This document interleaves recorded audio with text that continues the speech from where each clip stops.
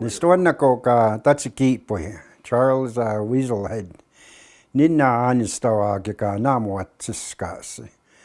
Niksista nistku naaksiksi ka muukaakin Pat Weaselhead, Puuna Paula Weaselhead, ki Bob Rabbit. Taatsi'kiipoyii. So what's your background, apart from being a former chief? Tell us a bit about your role nowadays. These days, I'm what you refer to as semi-retired.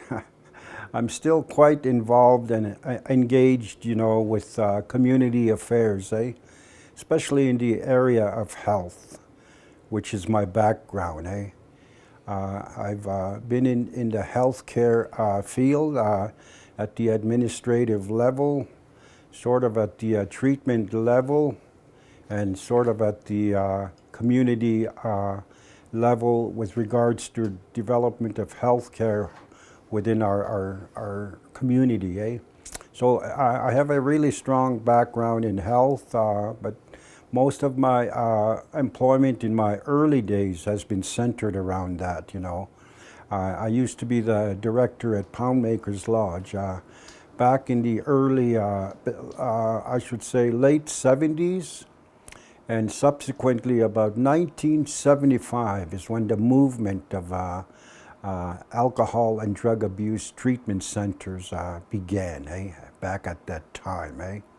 And so I was one of the early pioneers, you would say, at the St. Paul's Treatment Center, where we began operations of an alcohol and drug treatment center. We zoned into the old St. Paul's Anglican Residential School. We turned that into a treatment center. And of course it was approximately 24 beds. So the operation really began, I would say, fall time of 1977 is when treatment centers started. And I wasn't employed too long, approximately 6 months, and then I moved up to Edmonton, where I was hired as a trainer for Nietzsche Institute. And back then, Nietzsche was a paraprofessional training program that took in some of those people that were working already in new treatment centers throughout the province, especially in, we used to call them Indian treatment centers back then.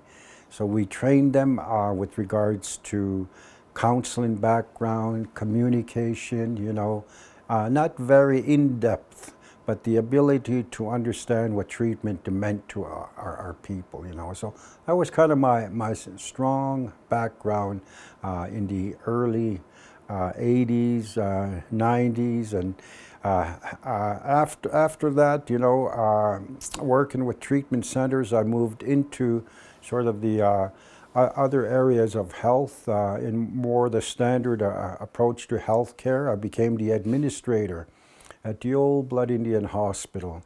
I believe it was back in 1986 that I worked as a hospital administrator for about 12 years, and then moved on to the high-profile position of the of tribal health director for the tribe, And during that period, there was a great deal of movement with regards to building capacity for our people so that they can sort of fill in the role as healthcare providers, And up to this day, we've grown immensely where we have our own doctors. I believe we have about 5 medical doctors and other doctors in different disciplines.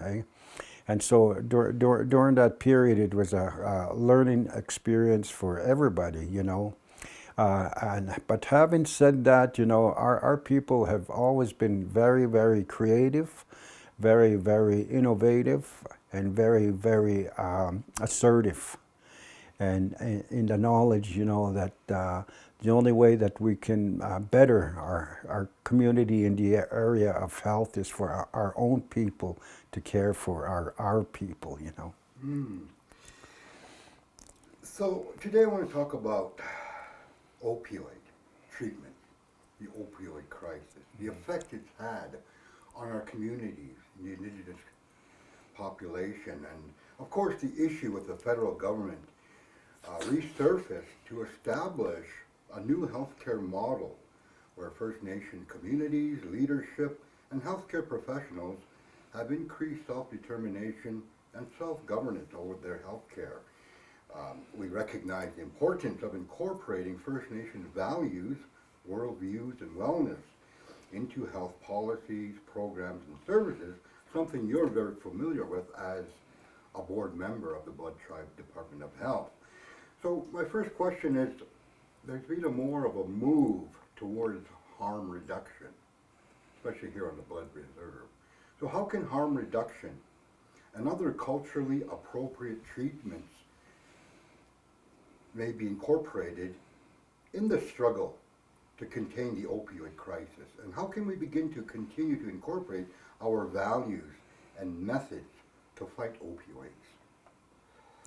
opioids? Brent, that's a pretty loaded question, you know.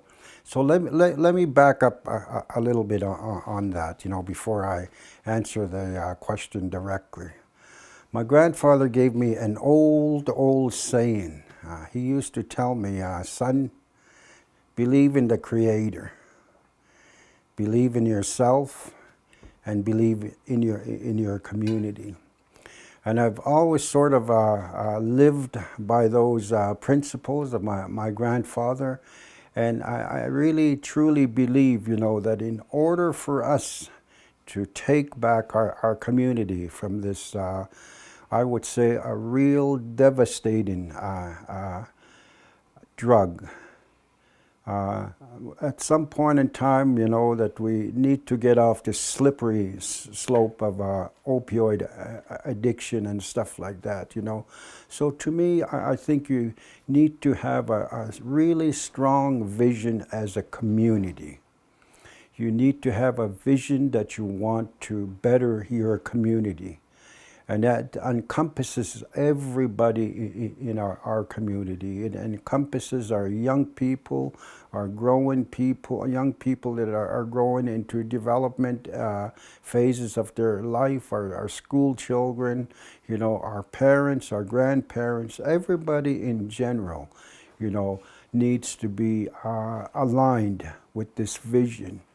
And it's not a new vision. It's not a vision, you know, that's been just recently been born, but it's a vision, you know, that has encompassed who we are and what our ancestors are all about. And that's creating that environment of safety, of protection for our people and our community, you know. And for me, in order to do that, you know, you need to understand that people are the change. If you're going to make change, people are the change. Communities are the change. We've got such a vast resource that support us, you know, our doctors, you know, our nurses, you know, our team of experts with regards to opioid addiction and treatment and detox, that whole continuum of care around that, you know.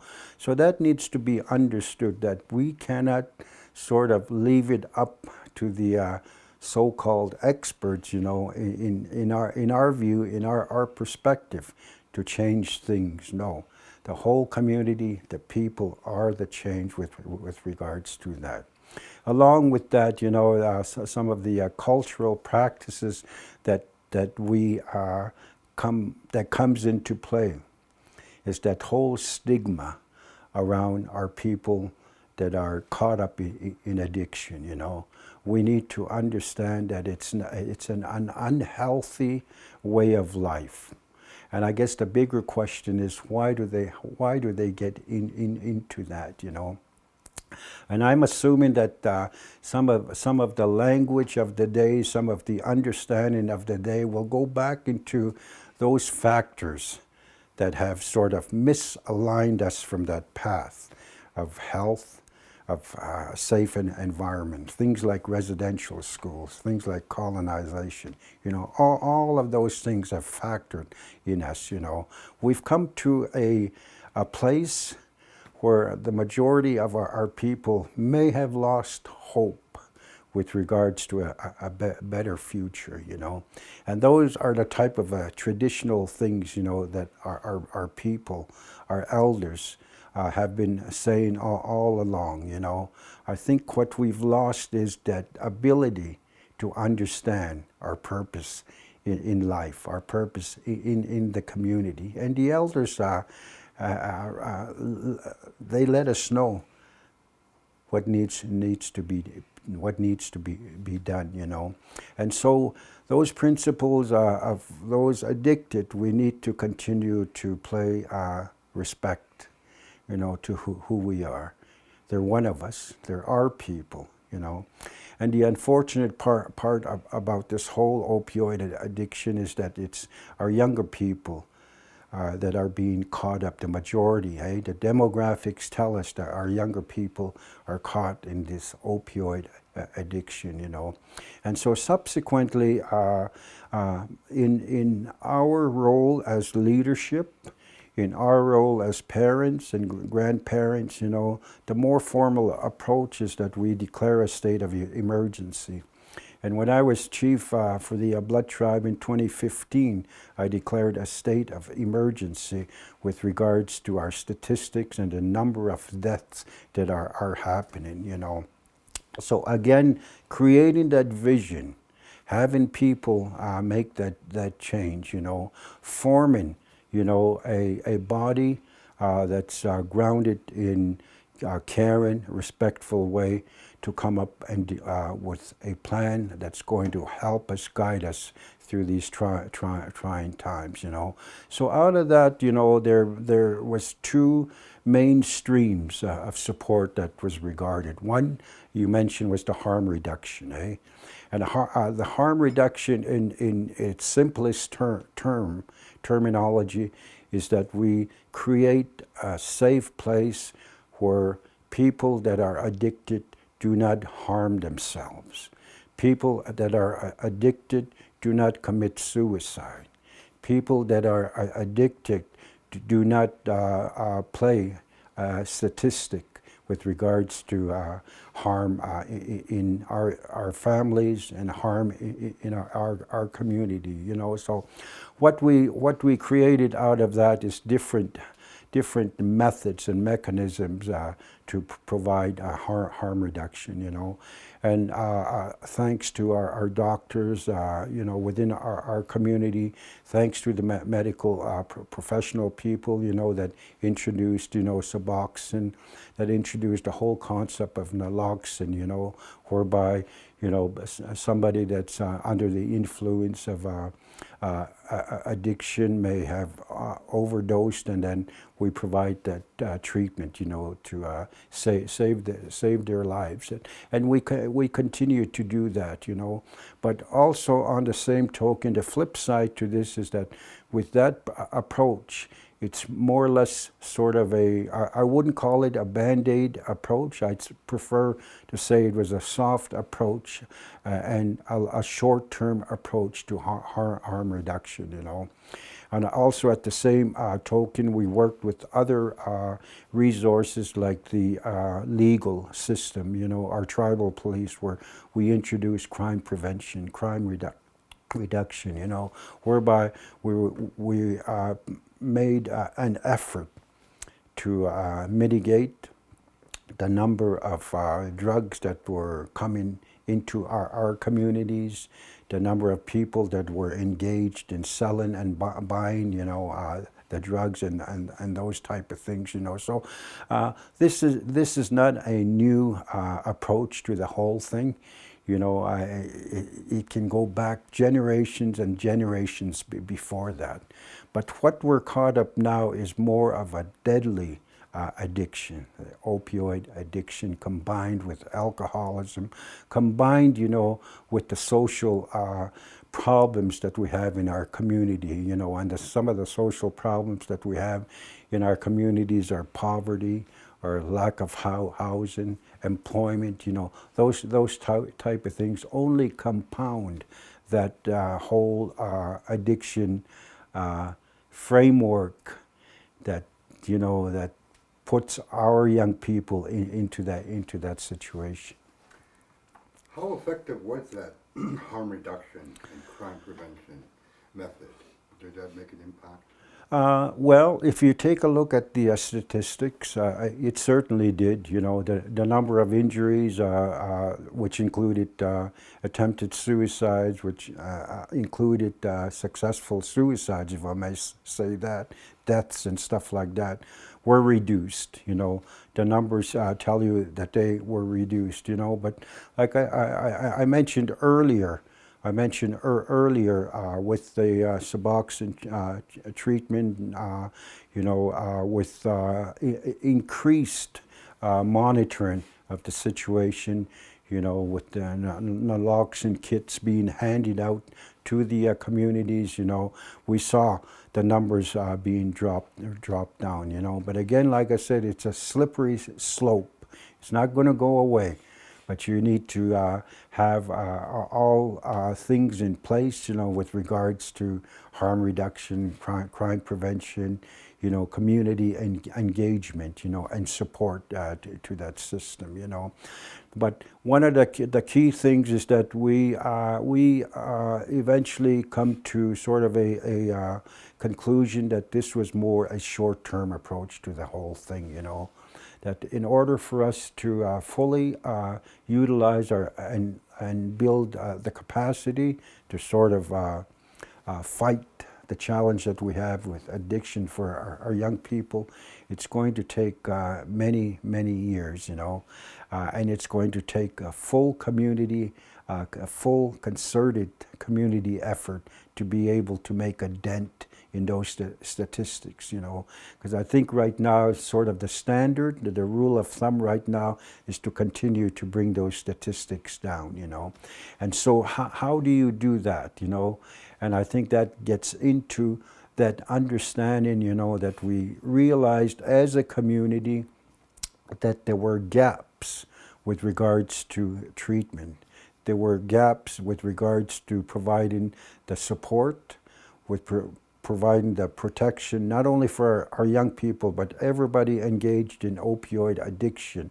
There were gaps in the system, created by not only our communities, but the federal government in itself, There was not enough resources set aside for treatment, for detoxification, for referral, for case management, for aftercare, and considering, the demographics and considering, the vulnerability of First Nation communities with regards to all our social issues, our economic development issues. We knew that we were behind the eight ball. And I think one of the main things that popped up during that time, in the last few years, was we came to the realization that the government approach, irregardless of whether it was a revisiting and revamping the healthcare model to accommodate those ills, of our First Nations community, we realized, that wasn't going to be the answer, with regards to that, I think we come to the realization one more time that their greatest asset is to provide us the funding assistance required to commit, to a full-scale operation and treatment for opioid addiction at this time, So, as far as in your capacity as head chief, and now still working with health, what can you tell us about the effect opioid addiction has had on our Indigenous communities? Well, I think, having been working in this field for a number of years, there's a number of key issues, that has kind of come to the forefront, And I think if we go back a little bit, just trying to understand the impact that it has, for individuals, number one, for families, number two, and for the community as a whole. There's an old saying, that it takes a community to educate a child, and if you flip that, it takes a community to heal a child as well too.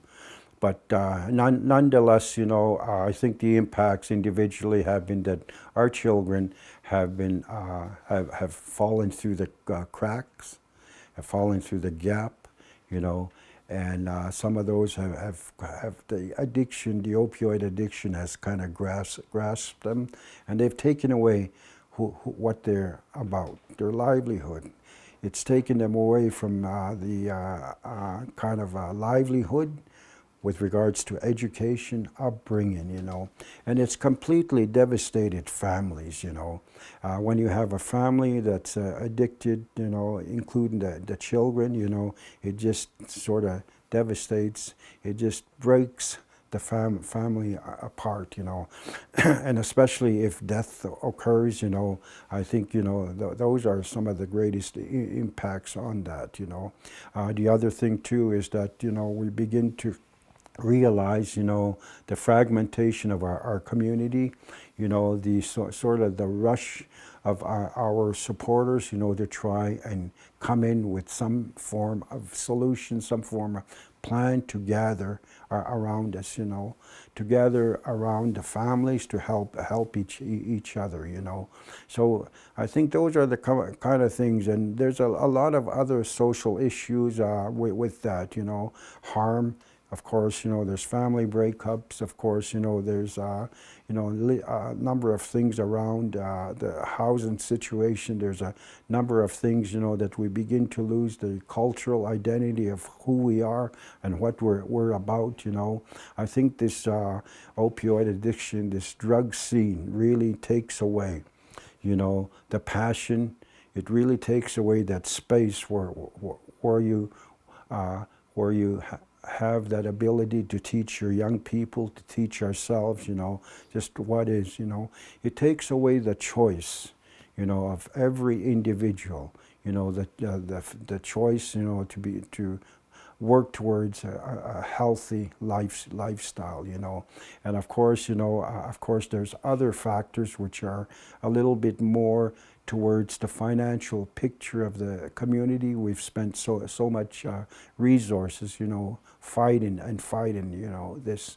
And I think, I'm one of the ones that say the Blood Tribe have really gathered around each other, to try to combat this addiction, But some days, it's difficult to see, some of the successes, that we talk about.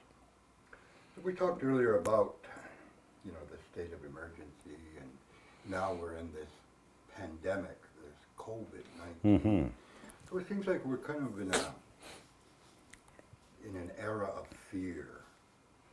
We're in an era of perpetual mourning, it seems. Mm-hmm. We've all been affected by the fentanyl crisis. I've lost relatives. I've lost close nieces, 2 of them, and it was really difficult because they're so young, And in your mind, being a leader, how can leadership, knowledge keepers,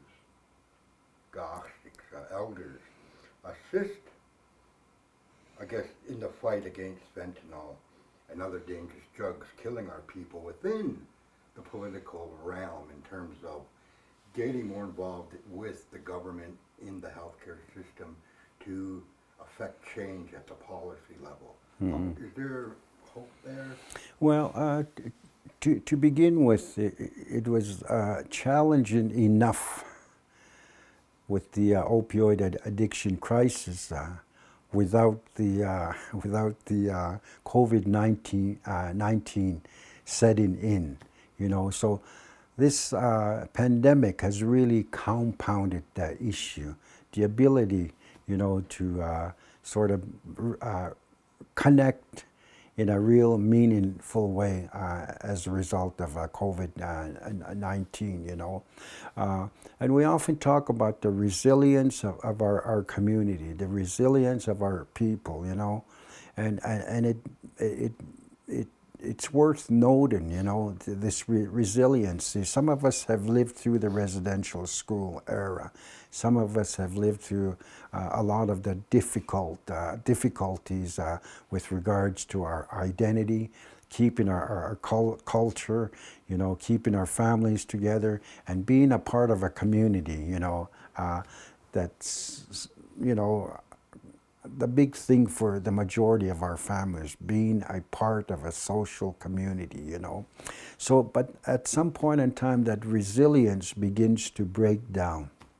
If our people do not see sort of the support from families, sort of the support from the community, sort of support for each other, and support from leadership as well too, So I think if I go back to my earlier comment, I had alluded to the knowledge that, we cannot fully rely on our leadership, on the government, in order for us to create that change, in order for us to keep sort of that level of comfort for our people, it must come within us as well too, I think we acknowledge our medical professional first line, frontline workers, and the capacity that they have and the commitment that they have to continue to take care of our people. As far as policy is concerned, I lean more towards the development of our own policies internally, I think we've, at least personally for myself, I've come to that place where I realize that if things are going to change, if our destiny is a vision of a healthy community, the mechanics of that process have to come internally. And this is where, everybody needs to step up to the plate. That includes our elders. And I really acknowledge and respect our elders for continuing, that guidance, for creating that pathway to that vision that we all want to be. We all want to be healthy. We all want our children to grow up in a safe environment, whereby they can go to school, they can get educated, they can have careers and jobs as they move along. That's what we would like to do. We would like to see equity amongst all of our family members and our relatives and our friends in our community. We don't want one family to live in poverty and somebody else not live in poverty. That's who we are. That's what creates, our community to be successful, leaving nobody behind. That type of thing. So, with regards to policy development, with regards to the government trying to introduce healthcare reform, as far as I'm concerned, they can create healthcare reform as much as they want to, but it's not going to work within our community. We as Blood Tribe Kainai, Blackfoot Confederacy, we have all of the process through our culture, through our tradition, through those generations and generations of handing down who we are and what we're about, And I think if we create that foundation and going back to believing in yourself, believing in the Creator, and believing in your community, going down that path, following our elders and our traditions and our cultures are sort of going to lift us back into that state that we want, But the bottom line to this whole thing is, if people don't make the change, we're going to be talking about the same thing 5 years down the road. There needs to be a total commitment There needs to be 100% support and recognition of that vision, you know. And does it start at the top, or does it start at the community level? No, it has to be an equilibrium. It has to be sort of everybody coming out and saying, yes, this is what we want. So what do we do now? As far as the 75-bed treatment, therapeutic community treatment center, it's another resource that we can put into our community to assist us, you know. And I think, again, detox, treatment, aftercare, you know, those type of programs are there for our people to sort of identify, you know, really what's inside of us already. Treatment centers really don't work unless somebody commits to making that change, you know, and acknowledging that there is something that's not right with their lifestyle, and giving them that choice to, you know, to round that corner to a different form of lifestyle. You know, I'll be the first ones to acknowledge, you know, the government for providing us that resource in that 75-bed treatment center, because we've said all along during the harm reduction and the crime prevention concept a few years back, there was not enough treatment center beds, you know, to provide those people, young people especially, that made the commitment to go to detox and go to treatment.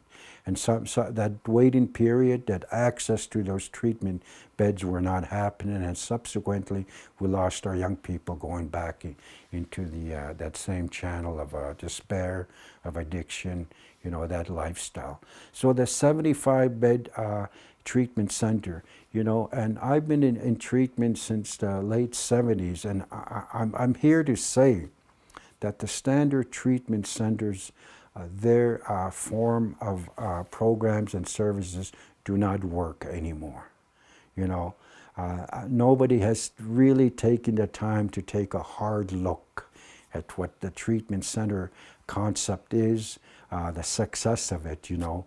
And I think what I've provided as a health board member to the majority of people that I talk to, I've said, you know, we need to build a space. We need to build a treatment center space that's unique, that's going to focus into every level of opportunity for our young people, you know. I've always said you can create as much job skills and employment skills for an individual, but if they're addicted, that first paycheck, they're gone, you know. So you need to create that space for employment.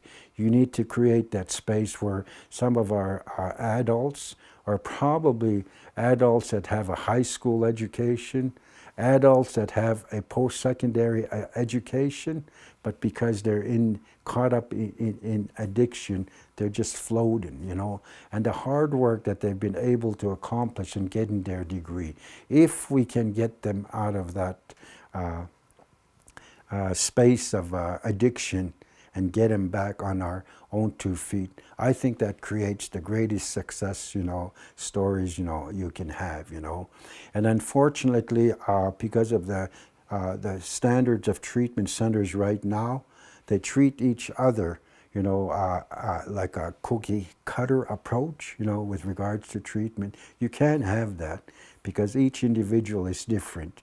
Each individual, we must try to create an opportunity individually whereby they're comfortable with, at their own pace, about treatment, and they can dictate, you know, what works best for them at this point, you know. So that therapeutic community is about helping each other, you know, creating that space of self-help, number one, creating that space of helping each other, and of course, you know, engaging the resources that we have. Wrap around services like education, like job skills, you know, other areas that they may have legal challenges that they have. Creating that that opportunity, whereby, they don't feel so shackled with issues that they have. They may have family responsibilities that they haven't taken care of. They may have broken family ties, those type of things. So creating that opportunity. And of course, we all know, in order for people to come into that space, that whole area about self-esteem, about feeling good about yourself. Some may not have an opportunity to work for a long time, to offer, themselves, those type of things, So I'm very, very excited about the 75-bed treatment center, and we're in the process of collaborating with other programs, because treatment by itself, isolated by itself, is not going to work. We need to harness, we need to align, we need to create that circle, that continuum of care, with the starting point of referrals, detox, treatment, aftercare, community engagement, those type of things. And we need, so to speak, all hands on deck with regards to that. That was actually my next question in terms of how has treatment programs changed? How have they changed, or rather, do they need to change? And you answered that question in terms of one size does not fit all. We have to kind of tailor to those who are maybe highly educated and to those who maybe don't have much of an education or job skills or life experiences and so forth. So there's kind of different models going there, right? So, have you seen a great change in the treatment programs, or have they been kind of stagnant and we need to move towards more connection or reconnection programs of spirit towards recovery? Well, I can only speak, for the programs that sort of offered to Aboriginal, Indigenous, First Nation people. Hey, those type of things, and I sense, that we have changed in the sense because the addiction, especially opioid addiction with fentanyl, carfentanil, is it's not a new phenomenon, but it is, so to speak, and that has taken priority over the standard alcohol and drug abuse treatment center, So we're trying to fast track the capacity, the education of our people that are going to be providing the support within treatment centers, And it's such a difficult addiction with regards to the numbers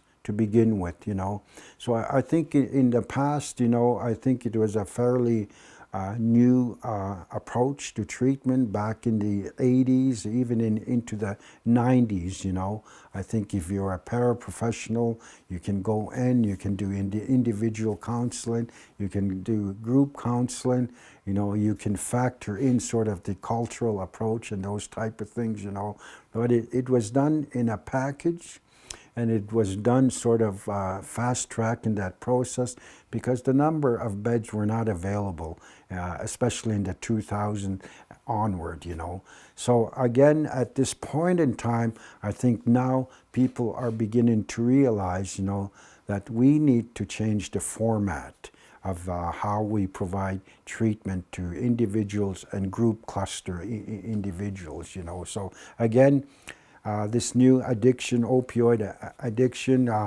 some of us know very little about it, So we're all gathering around to see what is the best approach to this whole thing. But having said that, there's kind of been an onus in the past with treatment centers. It was more leaning towards abstinence, whereas my concept is kind of the uniqueness of building in that whole therapeutic, holistic model.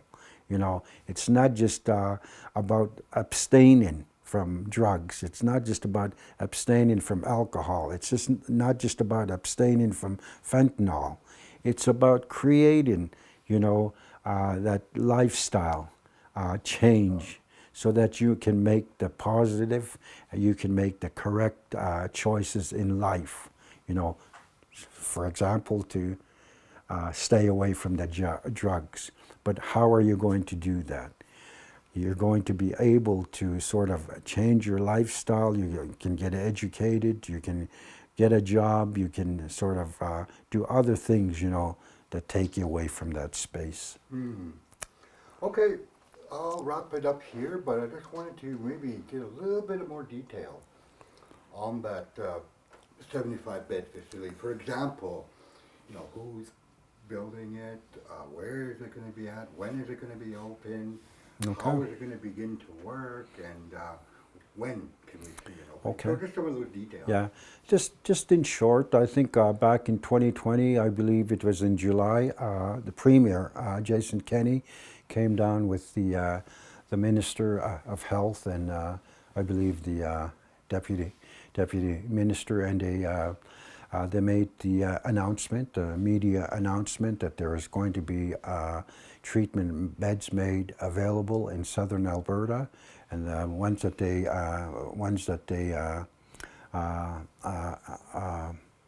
released the names of were Blood Tribe, 75 beds, and South Country Treatment Center in Lethbridge for 50 beds.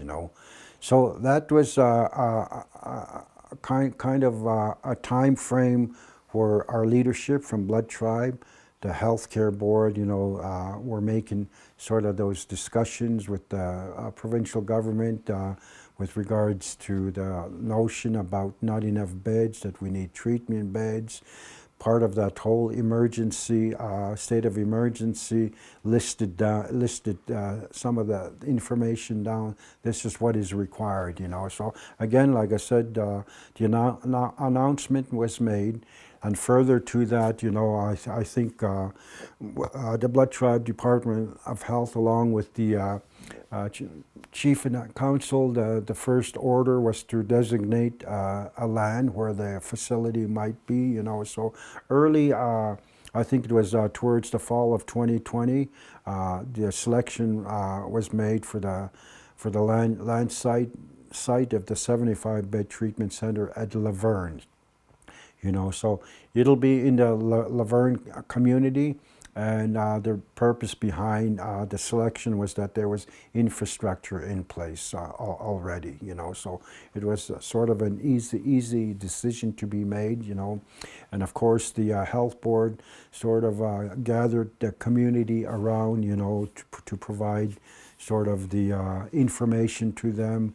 I think there's discussions on whether the community would welcome a facility like that, So long story short on that, the community was very accepting of a facility to be there, So again, we're working with the province very, very closely.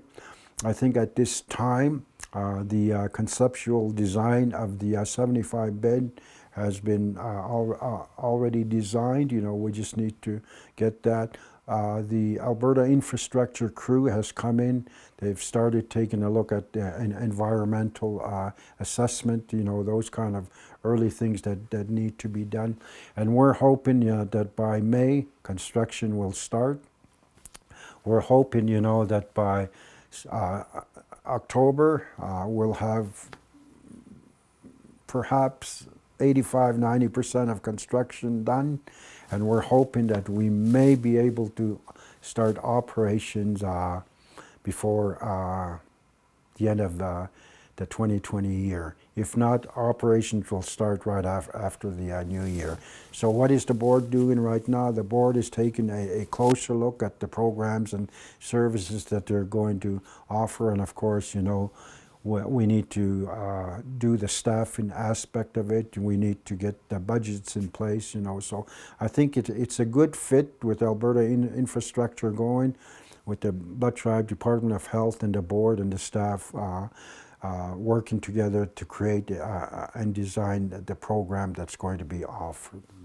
So we're looking at 2021, hopefully.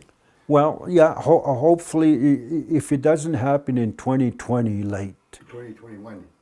Oh, I'm sorry. Yeah, 2021. Yeah, late fall of 2021. If that doesn't happen, then early 2022. Okay, my last question. You being family member in the treatment programs, what do you tell someone who is suffering from addiction? Like, what would you share, or what advice would you give them for them to begin their journey to recovery and reconnection? Well, it's always an interesting interaction, especially in the role of a helper, in the role of a counselor, or in the role of a friend, that type of thing, I think what I try to do is I try to create that space of engagement, discussion, talking, and that's a good place to start, I think if the other person has the freedom to begin a discussion about his or her challenges, it sort of opens that door, And of course, to create that opportunity, that it's respectful, it's you're coming from a sort of a caring space, and I think it's easy for us people because when I say us people, our people,